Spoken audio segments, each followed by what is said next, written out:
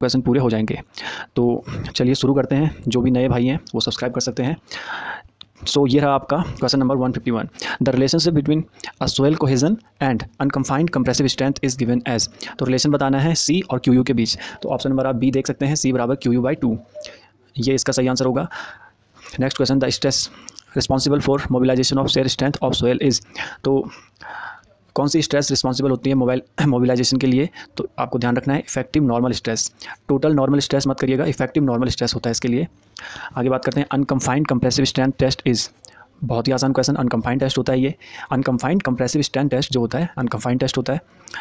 Next बात करते हैं, the ratio of the undisturbed shear strength to the remoulded shear strength. किसके लिए? कोहेसिव सॉइल्स के लिए। तो ध्यान रखिएगा, यहाँ पे रेशियो पूछ रखा है अनडिस्टर्ब शेयर स्ट्रेंथ का और रिमोल्डेड शेयर स्ट्रेंथ का, तो वो हमेशा एक से ज़्यादा होता है in case of cohesive soils. अच्छा, आगे बात कर लेते हैं, द अनकम्फाइंड कंप्रेसिव स्ट्रेंथ। देखिए, जो मैंने सबसे पहले आपको क्वेश्चन कराया जिसमें हमने अभी फॉर्मूला ड्राइव किया था, सी बराबर क्या था? Q U upon 2। ठीक है, तो बस उसी फॉर्मूले का ये न्यूमेरिकल है। तो यहाँ पे आपको सी पूछ रखा है और क्यू यू दे रखा है, यानी अनकम्फाइंड स्ट्रेंथ दे रखी है यहाँ पे, जो कि है 100, और इसको 2 से डिवाइड करेंगे तो आपका यहाँ पे आ जाएगा 50। ठीक है, तो correct answer will be 50, option number D. I hope समझ गए होंगे। आगे बात कर लेते हैं, Coulomb's theory of earth pressure is based on. किस चीज़ पे बेस्ड है? तो वेज थ्योरी पे बेस्ड है ये हमारी जो कूलम्ब्स थ्योरी है अर्थ प्रेशर के लिए। For a sand having an internal friction of 30 degree the ratio of passive to active lateral earth pressure will B.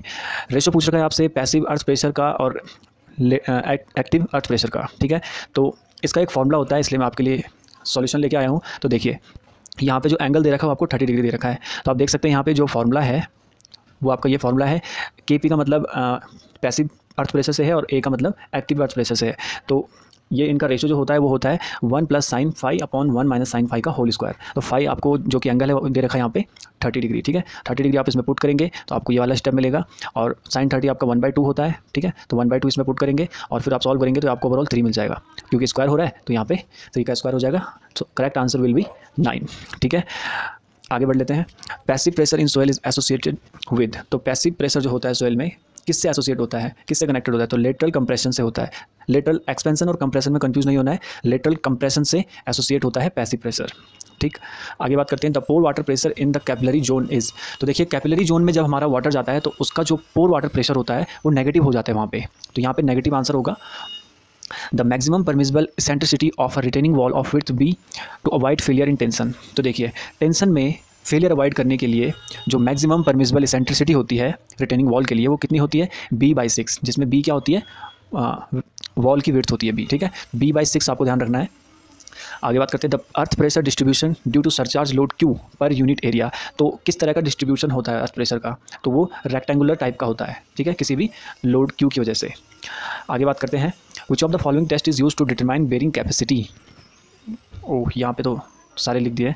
तो यहाँ पे देखिए, बेरिंग कैपेसिटी के लिए हमारा प्लेट लोड टेस्ट यूज़ होता है, और ये जो यहाँ पे मैंने गलती से लिख दिया, ये वाला नहीं आएगा क्वेश्चन में लिखा हुआ, ये नेक्स्ट स्लाइड में लिखना था, एक्चुअली कॉपी हो गया होगा। ठीक है, इस तरह से आपके पास क्वेश्चन आएगा। तो बेरिंग कैपेसिटी के लिए आपको जो यूज़ होता है वो होता है प्लेट लोड टेस्ट, और बाकियों की बात कर लेते हैं। तो पंपिंग टेस्ट यूज़ होता है परमेबिलिटी के लिए, और पाइल लोड टेस्ट होता है लोड कैरिंग कैपेसिटी के लिए। ठीक है, आगे बात करते हैं, the main observation of the plate load test is. तो क्या ऑब्जर्वेशन होता है, क्या एक मेन पर्पज़ होता है प्लेट लोड टेस्ट का? That is settlement of the test plate. ठीक है, option A will be the right answer. आगे बात कर लेते हैं, if 2 footings are connected by a beam it is known as. तो कौन सी फुटिंग होती है जो कौन सी दो फुटिंग होती है जो बीम के द्वारा कनेक्टेड होती हैं? ठीक है, कंबाइंड, स्टार, मैट और कैंटिलीवर। ठीक है, तो कंबाइंड बहुत सारे बच्चे इसमें क्लिक कर देते हैं, जबकि सही आंसर होता है स्ट्रैप फुटिंग। ठीक है, ध्यान रखिए, जो दो फुटिंग एक बीम के द्वारा कनेक्टेड होती हैं वो स्ट्रैप फुटिंग में आती हैं। आगे बात करते हैं, the maximum permissible settlement for raft foundation in plastic clay या प्लास्टिक सॉइल कह सकते हैं फॉर आरसी स्ट्रक्चर। तो 100 mm यहाँ पे मैक्सिमम सेटलमेंट होता है क्ले के लिए। ठीक है, किसी भी आरसीसी स्ट्रक्चर में। और नेक्स्ट क्वेश्चन है, the maximum permissible settlement for isolated foundation on plastic clay. तो देखिए, पिछले में क्या था? राफ्ट फाउंडेशन थी तो 100 mm, और यहाँ पे आइसोलेटेड फाउंडेशन है तो यहाँ पे 60 mm। ध्यान रखिएगा, राफ्ट फाउंडेशन के लिए जो है मैक्सिमम परमिसिबल सेटलमेंट वो होगा 100 mm, और आइसोलेटेड के लिए यानी इस वाले क्वेश्चन के लिए हो जाएगा 60 mm। ठीक, आगे बात कर लेते हैं। ये क्वेश्चन थोड़ा सा, इस क्वेश्चन में मैं आपको वैसे समझा देता हूँ। ये बेसिकली यहाँ पे हमें रेशियो पूछ रखा है कर्व का, well curve in well foundation. तो वेल फाउंडेशन में जो वेल कर्व के लिए क्या रेशो सबसे सूटेबल माना जाता है? तो 1:1 रेशो होता है। VH का मतलब यहाँ पे वर्टिकल और हॉरिजॉन्टल से है। ठीक है, जैसे हम कहते हैं 1:20, 1:15, तो यहाँ पे 1:1 होगा यहाँ पे। ठीक, आगे बात कर लेते हैं, a shallow foundation is a foundation width. ठीक है, has low bearing capacity, has depth of embedment less than its width, rest of ground surface causes less settlement। ठीक है, तो इसके लिए आपको थोड़ा सा डीप नॉलेज होना चाहिए कि कौन सा ऑप्शन यहाँ पे ज़्यादा अप्रोप्रिएट होगा, सही होगा। तो यहाँ पे जो सैलो फाउंडेशन, जो क्वेश्चन आपका shallow foundation is a foundation which rest on ground surface, ये मोस्ट अप्रोप्रिएट आंसर होगा यहाँ पे। तो ऑप्शन नंबर सी सही आंसर हो जाएगा।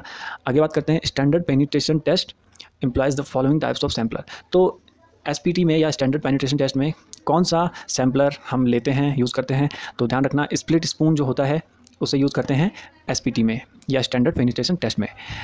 If the weight of excavated soil is equal to superimposed then the foundation is known as, यहाँ पे पूछ रखा है हमें कि excavated soil is equal to superimposed। ठीक है, तो किस तरह की फाउंडेशन हो जाएगी हमारी, वो होती है हमारी बैलेंस फाउंडेशन। ठीक है, आगे बात करते हैं, the weight of hammer used in standard penetration. बिल्कुल थ्योरी बेस्ड क्वेश्चन है, आपको डायरेक्ट याद करना है। पेनिट्रेशन में जो हैमर यूज़ होता है उसका वेट 63.5 kg लिया जाता है। आगे बात कर लेते हैं, allowable bearing pressure for a foundation depends on. तो यहाँ पे जो बेयरिंग प्रेशर है अलाउेबल किसी फाउंडेशन के लिए किस चीज़ पे डिपेंड करता है, अलाउेबल सेटलमेंट पे या फिर अल्टीमेट बेयरिंग कैपेसिटी पे या फिर दोनों पे या फिर इनमें से किसी पे नहीं। तो ध्यान रखिए, जल्दबाजी में ए पे क्लिक मत करिएगा, दोनों चीज़ों पे डिपेंड करता है, अलाउेबल सेटलमेंट पे भी और अल्टीमेट बेयरिंग कैपेसिटी पे भी। तो ऑप्शन सी यहाँ पे सही हो जाएगा। आगे बात कर लेते हैं, in the plate load test for determining the bearing capacity of soil the size of square bearing plate should be, कितना होना चाहिए, जो बेयरिंग प्लेट का साइज़ है वो बेयरिंग कैपेसिटी के लिए प्लेट लोड टेस्ट में कितना होना चाहिए। तो ध्यान रखिएगा, ये लाई करेगा 300 और 750 mm के बीच में, 300 एंड 750 mm के बीच में। ठीक है, डायरेक्ट वैल्यू है। The maximum pressure which a soil can carry without share failure is called safe bearing capacity. बहुत ही आसान क्वेश्चन है, वो मैक्सिमम प्रेशर जो एक सॉइल कैरी करती है बिना किसी शेयर फेलियर के, तो सेफ बेयरिंग कैपेसिटी यहाँ पे आपका सही आंसर हो जाएगा। In the engineering news record formula for determining the safe load carrying capacity of a pile, the factor of safety used is, ये भी डायरेक्ट आपको याद रखना है। 6 यहाँ पे फैक्टर ऑफ सेफ्टी यूज़ करते हैं पाइल फाउंडेशन के लिए। ठीक है, बड़ा नंबर है अपने आप में, याद रखिएगा। In pile foundation the skin friction and bearing are separated by. ठीक है, तो static formula, Hiley's formula, engineering news formula और साइक्लिक लोडिंग टेस्ट। तो ऑप्शन डी यहाँ पे सही होगा। पाइल फाउंडेशन के लिए जो स्किन फ्रैक्शन और एंड बेयरिंग को हम सेपरेट करते हैं, किससे करते हैं, साइक्लिक लोडिंग टेस्ट से। ठीक, the settlement ratio of pile group is generally, तो सेटलमेंट रेशियो क्या होता है पाइल ग्रुप के लिए, वो हमेशा 1 से ज़्यादा होता है। तो मोर देन 1 का ऑप्शन हो सकता है। देखिए, क्वेश्चन आपसे किसी भी तरह से पूछ सकता है, आपको बस डेटा पता होना चाहिए, आपको पॉइंट्स पता होनी चाहिए कि कौन सा मोस्ट अप्रोप्रिएट पॉइंट है या इसका क्या सही आंसर है। हो सकता है वो लेस देन और ग्रेटर देन का एरो लगा के पूछ ले। ठीक है, तो बस आपको डेटा याद होना चाहिए। आगे बात करें, the settlement of a group of friction piles as compared to that a single pile. तो हमें यहाँ पे बताना है कि एक तरफ हमारे पास ग्रुप है पाइल्स का और एक तरफ एक सिंगल पाइल है। ठीक है, तो क्या होगा, उनका फ्रिक्शन जो है जो सेटलमेंट है, एक तरफ ग्रुप है पाइल्स का, एक तरफ एक सिंगल पाइल है, तो सेटलमेंट क्या उनका बराबर होगा या कम होगा, ग्रुप वाले का कम होगा या ज़्यादा होगा। तो ठीक है, एक बिल्कुल कॉमन सेंस बेस्ड क्वेश्चन है। जहाँ पे हमारी ग्रुप्स होगा पाइल्स का, जहाँ ज़्यादा पाइल्स होंगी वहाँ पे सेटलमेंट ज़्यादा होगा as compare to single pile. ठीक, a soil sampler has inner and outer radio of 25 mm and 30 mm respectively. The area ratio of the sampler is, area ratio बताना है, इसका एक फॉर्मूला होता है, ये देख सकते हैं आप यहाँ पे। एरिया रेशियो आपका हो जाता है, ये देख सकते हैं, एरिया रेशियो होता है DO², O का मतलब आउटर से है और I का मतलब इनर से है। तो यहाँ पे DO² माइनस DI²। ठीक है, ये होता है आपका न्यूमरेटर में और अपॉन में आ जाता है आपका DI का स्क्वायर। ठीक है, इंटू में 100 आ जाता है क्योंकि हमें परसेंटेज में निकालना होता है। तो आप देख सकते हैं यहाँ पे हमें आउटर दे रखा है 30 mm और देखिए आउटर दे रखा है 30 और इनर दे रखा है 25। तो आप यहाँ पे पुट करेंगे जब, तो 30 का स्क्वायर माइनस 25 का स्क्वायर और अपॉन में 25 का स्क्वायर इंटू 100 कर देंगे परसेंटेज निकालने के लिए। बाकी आप आगे इसको सॉल्व करेंगे जब, तो 900 30 का स्क्वायर हो जाएगा, 625 25 का होता है। ओवरऑल सॉल्व करके आपको 44 डिग्री मिल जाएगा। ठीक है, तो 44 यहाँ पे सही आंसर होगा, ऑप्शन सी। आगे बात कर लेते हैं, which technique of stabilization for sub basis is preferred for heavy plastic soil. ठीक है, तो कौन सी टेक्निक या कौन सा स्टेबलाइजेशन बेस्ट माना जाता है हैवी प्लास्टिक सोयल के लिए। तो ध्यान रखिए, लाइम स्टेबलाइजेशन सबसे मोस्ट अप्रोप्रिएट माना जाता है। Mechanical stabilization of the soil is done with the help of, तो मैकेनिकल स्टेबलाइजेशन हम जो डन करते हैं या जो भी करते हैं लाइम की प्रॉपर ग्रेडिंग की हेल्प से करते हैं। ठीक, ध्यान रखिएगा। The area ratio of sampler should not exceed, direct value है यहाँ पे 10% से ज़्यादा नहीं होना चाहिए सैम्पलर के लिए। Which of the following soil test required undisturbed soil sample. अब देखिए, मैंने पहले आपको एक क्वेश्चन करवाया था जिसमें हमने बात करी थी कंसोलिडेशन के लिए कि सोयल जो होती है अनडिस्टर्ब होनी चाहिए। तो यहाँ पे आप डायरेक्ट बी डायरेक्ट बी पे क्लिक ना करिएगा, ऑप्शन सी भी पढ़ लेना, क्योंकि अनकम्फाइंड कंप्रेशन के लिए भी अनडिस्टर्ब सॉइल सैंपल चाहिए होता है। ठीक है, तो दोनों टेस्ट के लिए, कंसोलिडेशन के लिए भी और अनकम्फाइंड कंप्रेशन के लिए भी हमें अनडिस्टर्ब सॉइल चाहिए होती है। तो ऑप्शन डी यहाँ पे सही होगा, बोथ बी एंड सी। ठीक है, आगे बात करते हैं। The pressure exerted by water on the soil through which it percolates is known as, तो कौन सा होता है? सीपेज प्रेशर होता है, जो कि वाटर के द्वारा सॉइल में परकोलेट होता है। ठीक, the critical hydraulic gradient of the seepage of water क्या होता है? देखिए, कंफ्यूज हो जाता है बच्चा इसमें देख के, डायरेक्टली प्रोपोर्शनल होगा वाइड रेशो के या इन्वर्सली होगा, या फिर स्पेसिफिक ग्रेविटी के डायरेक्टली प्रोपोर्शनल होगा या इन्वर्सली प्रोपोर्शनल होगा। तो ध्यान रखिएगा, इन्वर्सली प्रोपोर्शनल होता है वाइड रेशो के। ठीक है, क्रिटिकल हाइड्रोलिक ग्रेडियंट सीपेज में इन्वर्सली प्रोपोर्शनल होता है वाइड रेशो के। The critical hydraulic gradient for all soil is normally, देखिए सारी सॉइल्स के लिए एक जनरल वैल्यू होती है क्रिटिकल हाइड्रोलिक ग्रेडियंट की, दैट इज़ 1। तो ऑप्शन बी यहाँ पे सही होगा। आगे बात करते हैं। The time factor corresponding to 25% degree of consolidation is given by. अब देखिए, टाइम फैक्टर का मैंने आपको एक फॉर्मूला बताया था, जिसमें हमने बात करी थी कि टी वी बराबर हमारा होता है π/4 और इनटू में आ जाता है यू का स्क्वायर। ठीक है, इन केस ऑफ जब हमारा 60% से कम हो डिग्री ऑफ कंसोलिडेशन। तो यहाँ पे देख सकते हैं 60% से कम है, तो ऑब्वियसली यही फॉर्मूला यूज़ होने वाला है। अब क्योंकि ये 25% है, तो 25% को हम 25/100 भी कह सकते हैं, जो कि हो जाएगा 1/4। तो यहाँ पे आप देख सकते हैं π/4 तो फॉर्मूले में था ही, और जो u है वो आपका 25% है, यानी कि 25/100 है, और जिसको मैं 1/4 भी लिख सकता हूँ। ठीक है, और क्योंकि इसका स्क्वायर हो रहा है, u का स्क्वायर होता है। ठीक है, तो अब मैं 1 मिनट इसको इरेज कर देता हूँ। ठीक है, अब आप देख सकते हैं यहाँ पे π/4 और इंटू में 1/4 का स्क्वायर यानी 1/16 हो जाएगा। ठीक है, तो ओवरऑल कितना आ जाएगा? π/64। ठीक है, तो राइट आंसर यहाँ पे डी हो जाएगा। एक्चुअली वो पाई बना नहीं है, लेकिन आप मान के चलिए वो पाई है, तो यहाँ पे आपका सही आंसर डी होगा। मैंने बता दिया आपको कैसे होगा। ठीक है, the earth pressure at rest is given by. ठीक है, तो रेस्ट की सिचुएशन में जो अर्थ प्रेशर है वो कौन सी थ्योरी देती है? तो वो थ्योरी ऑफ इलास्टिसिटी से दिया जाता है।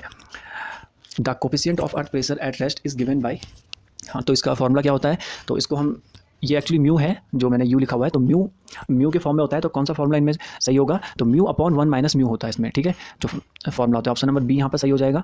और आगे बात करें, the coefficient of earth pressure at rest for stiff clay, तो स्टिप क्ले के लिए फिक्स वैल्यू होती है 0.8। ठीक है, the coefficient of earth pressure at rest for stiff clay, तो कितना होता है? 0.8 इसके लिए फिक्स वैल्यू है, ध्यान रखिएगा। The lateral earth pressure is, अब फिर वही आपको ध्यान रखना होता है कि डायरेक्टली होता है या इन्वर्सली होता है। ठीक है, तो ध्यान रखिए, directly proportional to depth of soil, inversely proportional to depth of soil, या फिर directly proportional to square of depth of soil. अब यहाँ पे स्क्वायर हो गया, और चौथा option inversely proportional to square of depth of soil. ठीक है, तो करेक्ट आंसर डायरेक्टली प्रोपोर्शनल होगा, लेकिन जल्दबाजी में ए पे क्लिक मत करिएगा, ऑप्शन सी सही होगा, क्योंकि स्क्वायर भी होता है डेप्थ का। ठीक है, आगे बात करते हैं। The total settlement of isolated footing for cohesive soils should be.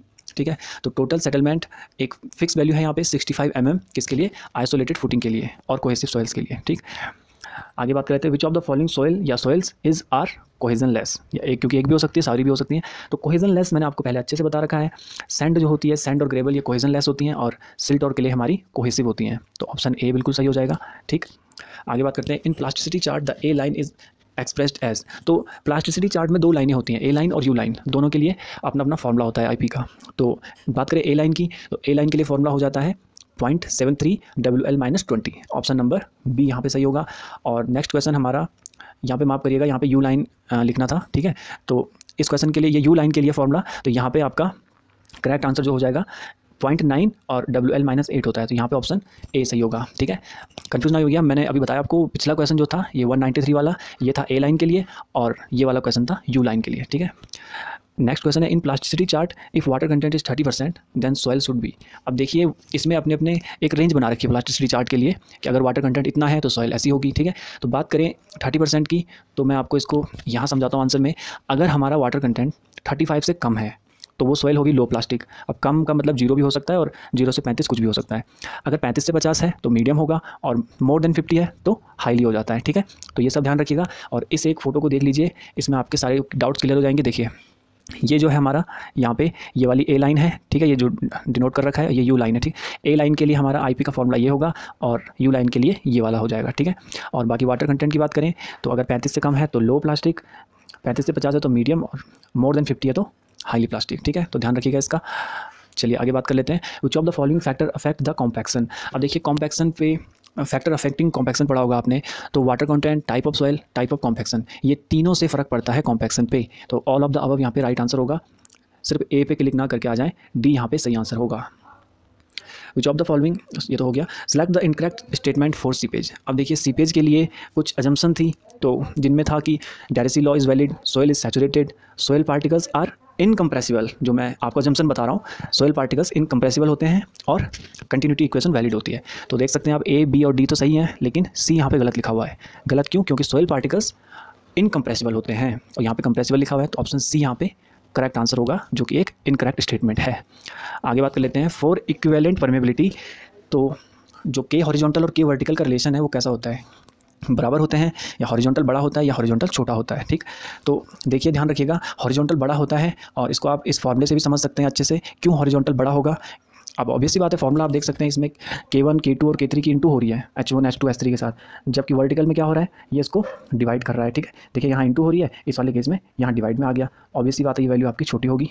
ठीक, और ये आपके फॉर्मूले भी सामने है। चलिए आगे बात कर लेते हैं। For shallow foundation the ratio of depth and breadth is, यानी कि डेप्थ और विड्थ की फाउंडेशन जो है शैलो फाउंडेशन में कितनी होती है, तो देखिए 1 और 1 से कम जब होती है तो वो शैलो फाउंडेशन में आता है। तो यहाँ पे आपको ऑप्शन डी सही हो जाएगा। और जो डेप्थ फाउंडेशन होती है या डीप फाउंडेशन जिसे कहते हैं, उसमें क्या होता है, डेप्थ और ब्रेड्थ का रेशो मोर देन 15 होता है। डेप्थ और विड्थ का रेशो मोर देन 15 होता है डीप फाउंडेशन में।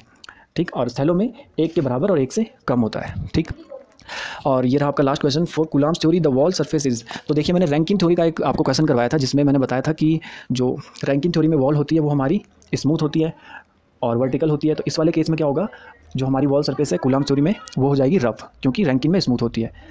ठीक, तो ऑप्शन नंबर बी यहाँ पे सही होगा। और राइट, तो ये आपकी सोइल मैकेनिक्स यहाँ पे ख़त्म होती है।